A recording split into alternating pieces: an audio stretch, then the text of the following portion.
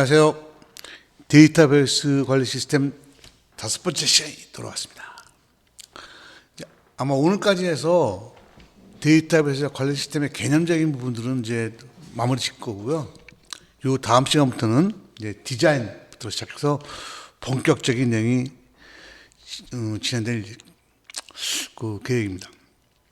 오늘 마지막 주제는 뭐냐면요. 자, 봅시다. 우리가 프로그램을 짠다는 건 결국 데이터를 다루는 것이거든요.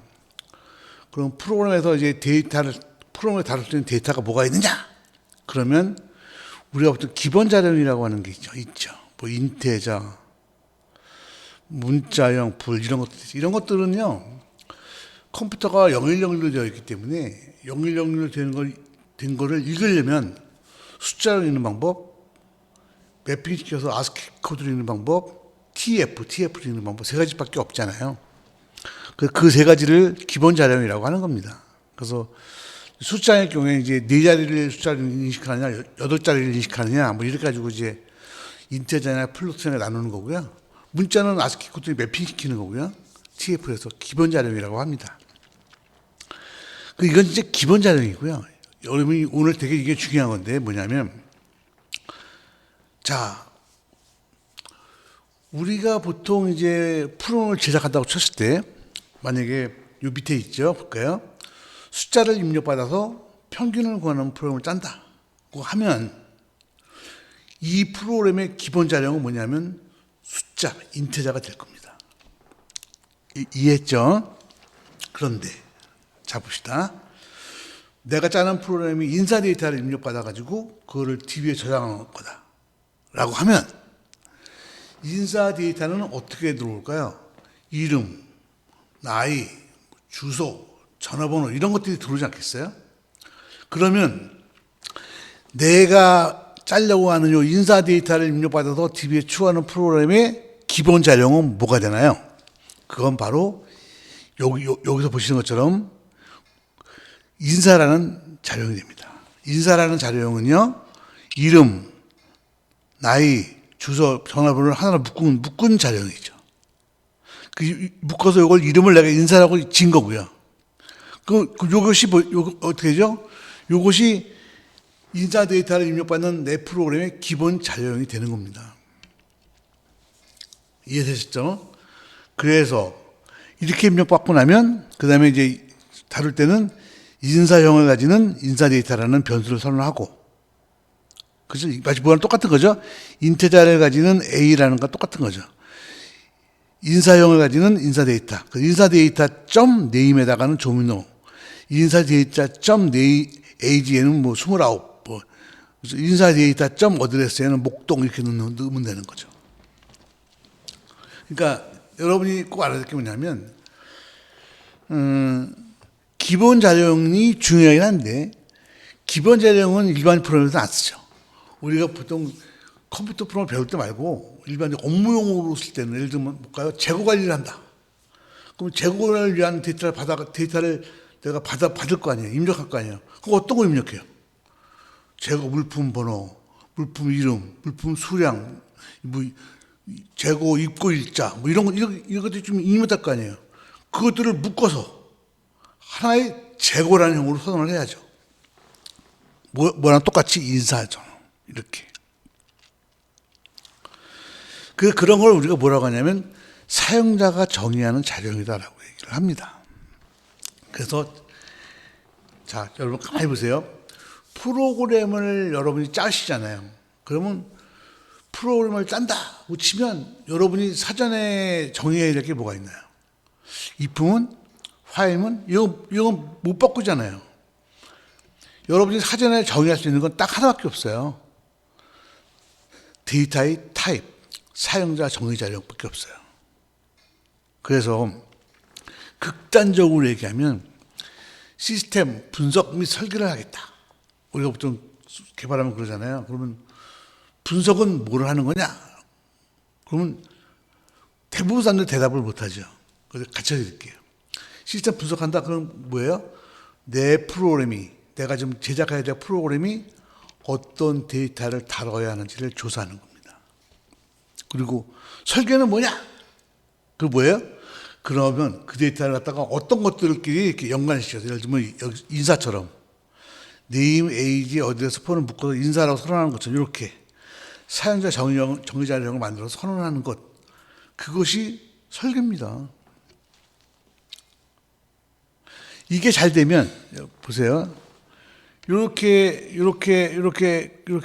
묶어서 잘 되면 우리 요 네 개의 데이터를 우리는 뭐라고 하냐면 서로 연관성이 있는 데이터라고 표현합니다.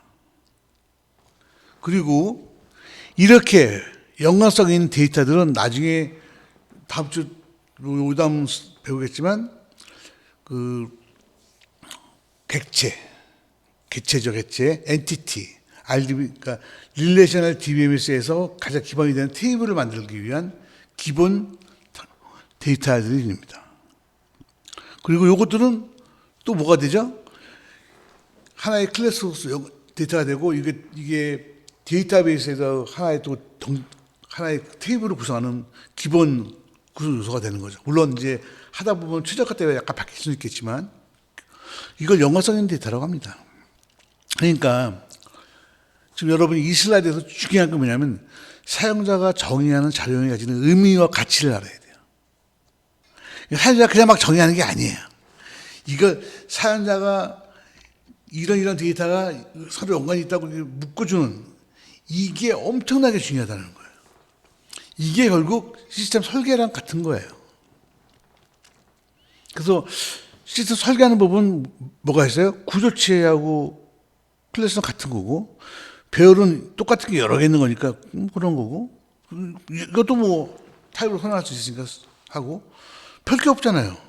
이놈은 뭐 그냥 형태만 정의하는 거예요. 별 게 아니고. 그러니까 사용자가 정의하는 자료형이 사실 구조체하고 클래스, 요거, 그리고 배열도 뭐, 요거밖에 없거든요. 요거의 의미만 정확히 아시면 돼요. 오늘 요 동영상을 보시는 분들은 그걸 알아야 돼요. 그러니까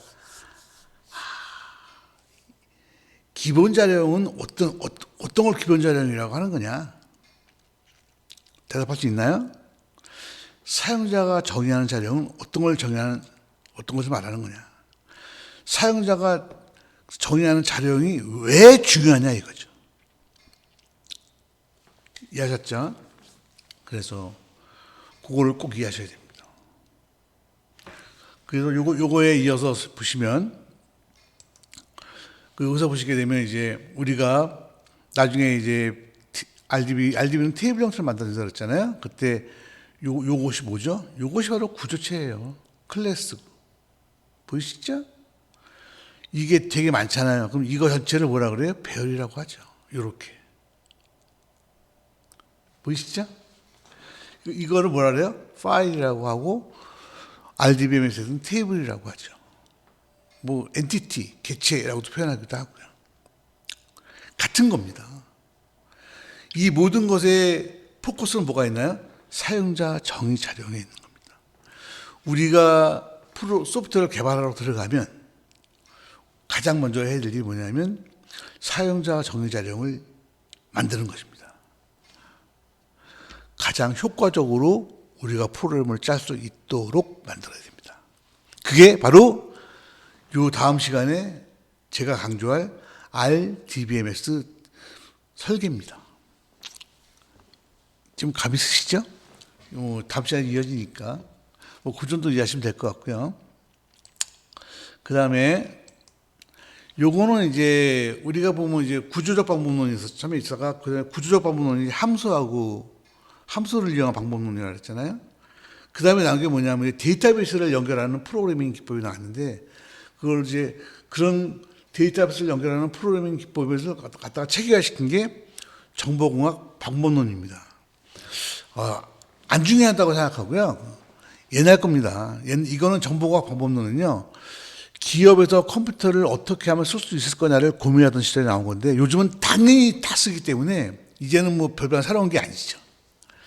그렇지만 어쨌든 그 정보공학 방법론이 왜 나왔냐? 기업에서 컴퓨터를 쓰고자. 그럼 당연히 기업에서 원하는 무지하게 많은 정보를 잘 저장해야 될 거 아니에요. 그죠? 그거를 하기 위해서 만든 거예요. 정보공학 방법론의 가장 핵심이 되는 게 뭐죠? 데이터베이스를 설계하는 거죠. 기업처럼 데이터의 종류가 많은 그런 데이터를 저장하기 위해 가장 좋은 DBMS가 뭐죠? 그게 바로 RDBMS잖아요. RDBMS를 어떻게 할 거냐 설계하는 기법이 뭐예요? ER 모델링입니다. 다음 시간에 해드릴 겁니다. 그 ER 모델링입니다. 그러니까 데이터베이스가 나왔고, 파일도 데이터베이스가 나왔고, 데이터베이스는 고객한테 어떻게 보여주냐에 따라서 여러 가지로 나눈다 그랬잖아요. 그래서 테이블 형태로 보여준 거를 RDBMS라고 하고, RDBMS는 데이터 종류가 많고 건수가 적을 때 아주 적합한 데이터베이스 관리 시스템이라고 얘기했어요. 그럴 때 그 RDBMS를 만들 때 그러면 RDBMS는 그 어떤 테이블 모양을 보여주니까 테이블 모양을 정해야 될 거 아니에요. 이 테이블 모양을 만드는 어떻게 만들 거냐 그 절차를 만드는 그 절차를 설명하는 거를 우리가 ER 모델링이라고 합니다. 요 다음 시간에 설명할 겁니다. 이해하셨죠? 어쨌든 그 정보학 법문으로는 3사이드 4레벨이라고 해서 뭐 ISP, BAA, BSD, BSC가 있다라는 안 중요하고요. 그다음에 액티비티, 데이터, 기술 이런 걸 고려해야 된다. 당연한 거죠. 근데 이게 정보학 법문은 처음 나오던 80년대 말 이런 때는요. 이게 당연한 게 아니었어요. 왜냐하면 그때는 기업에서 컴퓨터를 쓰는 게 아직 낯설었기 때문에 이런 것들을 갖다가 선각자들이, 선지자들이 이렇게 다 정해 준 거죠. 뭐 이것들은 다 설명하기는 좀 그렇고요. 여러분 책에 자세히 설명되어 있고요. 그래서 하나만 설명할게요. ISP만 설명해 드리도록 하겠습니다. 뭐 보시면 알겠지만 ISP를 보시게 되면요. 중요한 게 뭐냐면 경영 환경 분석이 있고요. 정보 환경 분석을 같이 하죠. 보시죠. 같이 해서 두 개를 놓고 요구 완성하고 벤치마킹 한 다음에 차이를 분석하고 새로운 비즈니스를 정의한 다음에 이거를 여기서 핵심 비즈니스 뽑아내고 이거에 대한 정보화 계획을 수립한 다음에 이걸 나중에 통합하는 이런 것들을 진행한다. 결론은 뭐냐면 경영 환경과 정보 환경을 동시에 분석한다라는 게 ISP의 핵심 컨셉이고요. 요즘은 당연한 건데 이것이 처음 나왔던 시절에는 그렇지 않았지. 제가 그때 한 26살쯤 되지 않았을까요? 그때 하여튼 호주에 있던 어떤 뭐 이름은 기보다 이만한 책이었어. ISP 책이만 썼는데 영어로 된 책을 그때 읽어서 이해하려고 무지하게 애를 썼던 시절이 있었는데요. 생각해보니까 그 나이 때는 그거 이해 못해요. 좀 세월이 지나고 좀 경험이 좀 있었어야 되는데 제 욕심을 부렸던 것 같아요. 어쨌든 정보공학 방법론은 이제 기업에서 컴퓨터를 쓰기 위해서 RDBMS를 사용하게 되는데 RDBMS를 썼을 때 어떻게 기업 환경을 구성할 거냐 그거를 정형화한 것이다라고 보시면 될 것 같고요. 그리고 여러분 책에 설명이 되어 있습니다. 한번 보시면 될 것 같고요. 오늘날에는 너무나 당연한 것이기 때문에 특별히 요이랑 설명드리지 않도록 하겠습니다. 그리고 여기까지 해서 전체 개론으로 끝났고요. 요 뒤에 이제 몽고 데이터베이스 관리 시스템을 소개시켜 드렸는데 이 이유는 뭐냐면 앞에서 계속 DBMS는 했는데 RDBMS는 설명했잖아요. 그럼 다른 DB는 어떻게 되어 있다는 얘기냐? 독자분들이 궁금해하실 것 같아요. 그래서 그 중에서 이제 아까 뭐 NoSQL 중에서 몽고 문서 관리형 DBMS인 몽고 데이터베이스에 대해서 간단히 소개를 했습니다. 모르셔도 상관없고요. 몽고 데이터베이스는 일반적으로 많이 쓰이는 건 아닙니다. 특수한 곳에만 쓰이기 때문에 뭐 미디어 공부하실 만한 내용은 아니라고 봅니다. 뭐 간단하게 설명을 드리면 여기 보시는 것처럼 몽고 데이터베이스는요. 이런 식으로 구성됩니다. 이런 데이터들이 이렇게 되는 거죠. 유저스에다가 요거를 입력한다 뭐 이런 식인 거죠. 요걸 컬렉션이라고 하고 뭐 근데 개인적으로 보면 몽고 데이터베이스나 뭐 RDBMS나 별반 차이가 있는 것 같지는 않은데 제가 경험해 보진 않았지만 몽고 데이터베이스가 어딘가에서 또 유용하게 쓰이는 곳이 있는 것 같아요. 그래서 어쨌든 몽고 데이터베이스는 테이블 형태가 아니고 이런 식이 됐다라는 걸 뭐 비슷하긴 하죠. 어쨌든 그런 걸 보여드리려고 몽고 데이터베이스 간단히 소개했고 장단점에 설명했습니다. 책에 있으니까 그건 한번 참고해 보시는 걸로 하고요. 오늘 시간에 가장 중요한 건 뭐냐면 사용자 정의 자료형이라는 겁니다. 사용자 정의 자료형이 왜 중요한지를 이해하셔야 되고요. 사용자 정의 자료형을 정의한 그 클래스가 앞으로 여러분이 만들 테이블형이 되는 기본 포맷 토대가 된다는 것을 여러분이 이해하셔야 됩니다. 뭐 어렵지 않았죠? 그래서 여기까지 해서 이제 제가 쓴 책에서 일부 그 데이터베이스 시스템의 개론 소개하는 부분에는 여기가 끝나고요. 이제 요 다음 시간부터는 이제 모델링에 대해서 이제 모델링하면 구축하면 사용하면 되잖아요. 그럼 끝나는 거잖아요. 그러니까 그 단계를 이제 밟도록 하겠습니다. 예, 수고하셨습니다.